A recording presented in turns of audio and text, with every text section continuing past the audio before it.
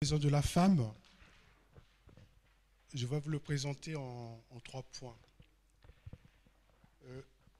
D'où m'est venue l'idée de créer un projet Maison de la femme à Brazzaville, à Kintélé, dans la commune de Kintélé.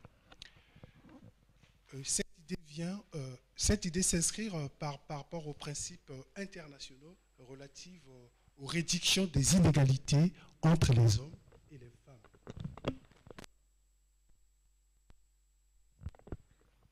Pardon, c'est bon comme ça? Oui, merci.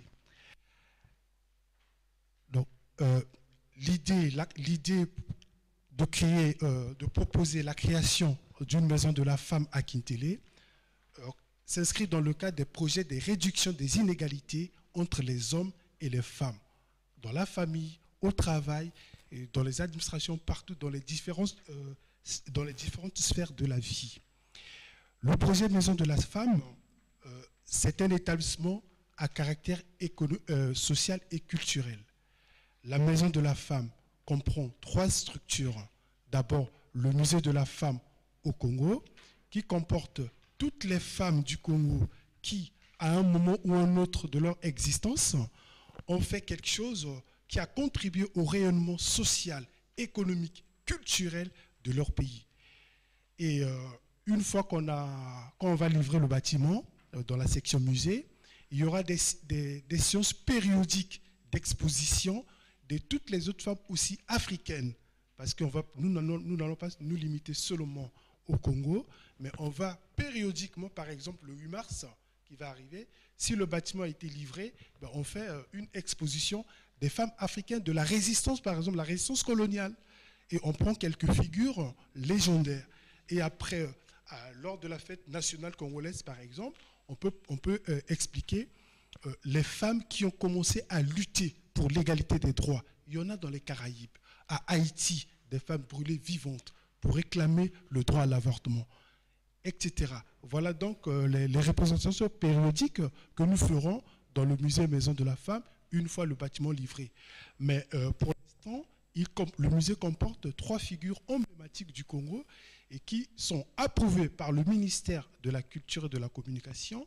Et nous faisons aussi des démarches nécessaires pour que les services du ministère de la Culture et de la Communication au Congo puissent se proposer des nouvelles figures qui soient consensuelles, de telle sorte que les générations futures connaissent les ressources de l'histoire commune. Parce que l'histoire d'un peuple, c'est un élément de partage, c'est un héritage, c'est un patrimoine. Donc nous voulons inscrire le musée de la femme au Congo dans le patrimoine culturel national afin de contribuer à la paix. Parce que la femme, c'est un symbole. La femme, c'est un élément de la paix. La femme, c'est la douceur. La femme, c'est le travail. La femme, c'est le pouvoir.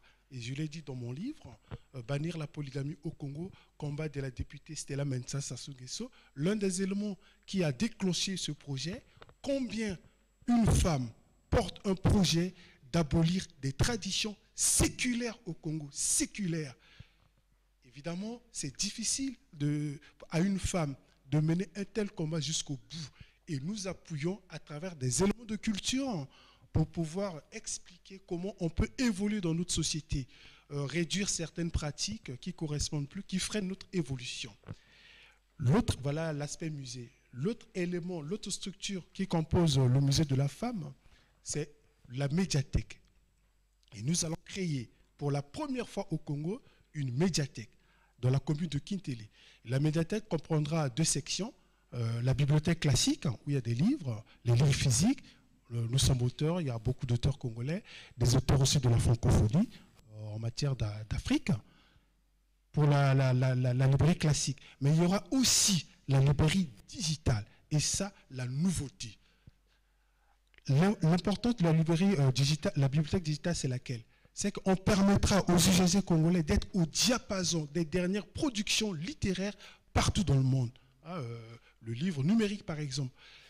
Et cela, nous travaillons avec des partenaires français, notamment la société SFJFD dirigée par Thierry Bérard. Il va intervenir tout à l'heure. Il va vous expliquer l'apport de cette médiathèque-là, de la société SFJFD, dans la construction de la plateforme digitale en matière de connaissances, de visitation, des figures, etc., etc. Et le musée aussi rentrera dans cette plateforme digitale pour permettre aux usagers de visiter un peu ces figures africaines, congolaises qui ont marqué l'histoire de leur pays.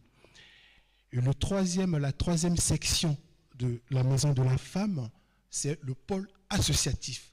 Ce n'est pas une association, c'est un bureau d'écoute des femmes. On accueille les femmes, on écoute leurs difficultés à partir des exclusions qu'elles ont subies de toutes sortes. Ça peut être des violences conjugales, ça peut être des violences dans les sociétés, surtout que nos sociétés deviennent de plus en plus violentes. Et ça peut être aussi des discriminations au travail.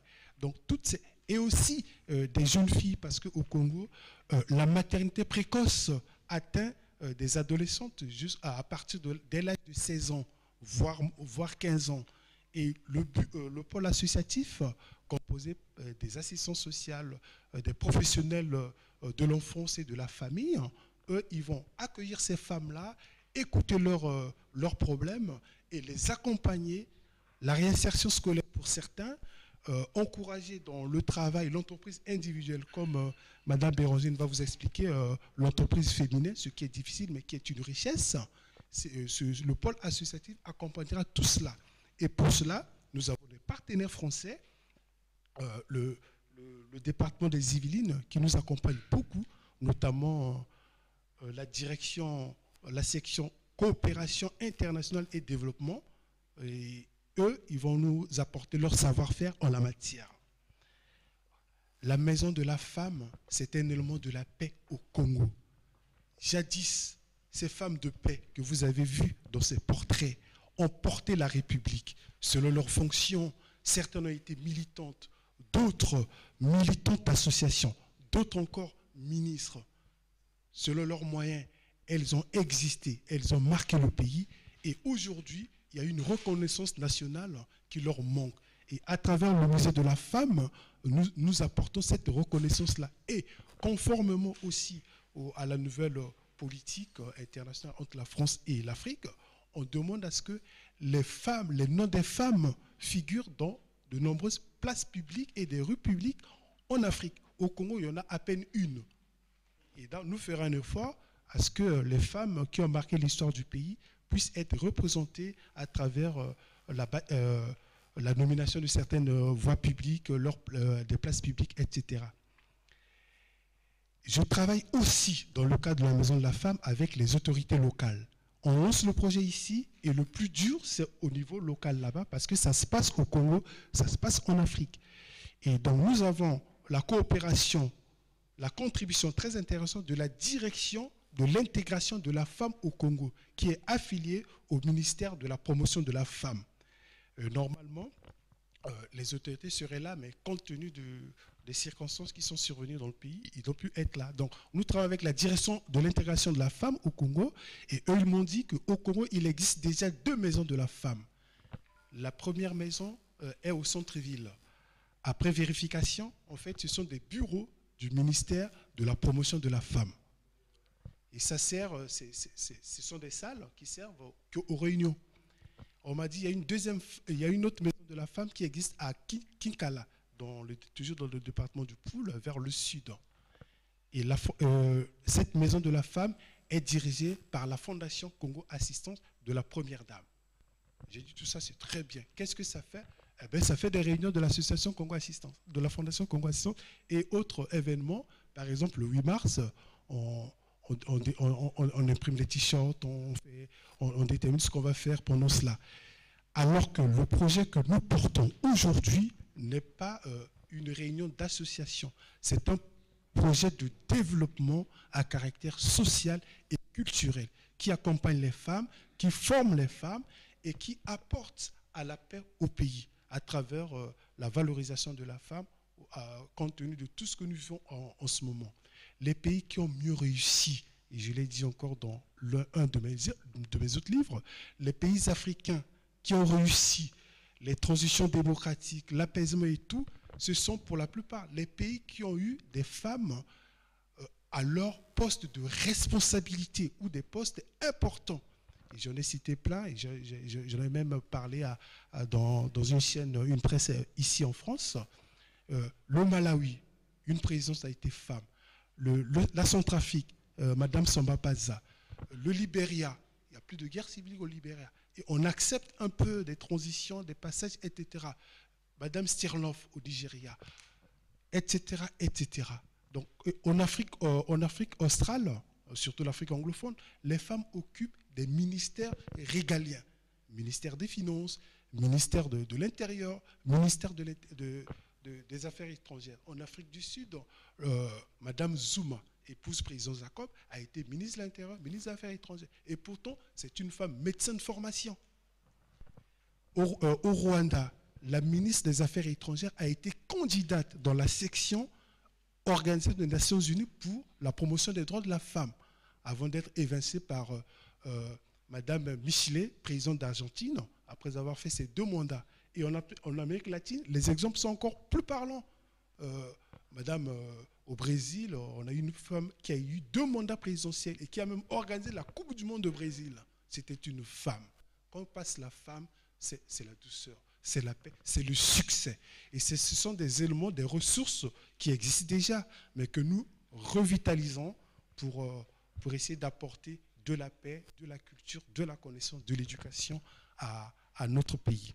Voilà donc l'essentiel de ce projet-là, Maison de la femme. Et je reviendrai toutes les fois que vous poserez des questions là-dessus. Et tout ce que je viens de dire sera corroboré au fur et à mesure par les intervenants qui viendront après moi. Merci à vous.